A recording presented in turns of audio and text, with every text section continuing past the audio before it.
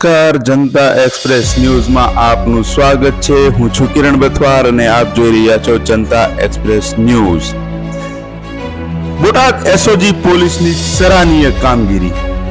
બોટાદ ખસ road પર રહેણાંકી મકાનમાંથી 500 ગ્રામ ગાંજો પકડ્યો। મકાન માલિક વિરુદ્ધ કરી કાર્યવાહી। શું છે વધુ વિગત, ચાલો આગળ જાણીએ। બોટાદ એસઓજી પોલીસે શહેરના ખસ રોડ પર આવેલા એક રહેણાંકી મકાનમાં રેડ કરી હતી। રેડ દરમિયાન મકાનમાંથી 500 ગ્રામ ગાંજો મળી આવ્યો હતો, જેથી એસઓજી પોલીસે મકાન માલિક વિરુદ્ધ કાર્યવાહી હાથ ધરી છે।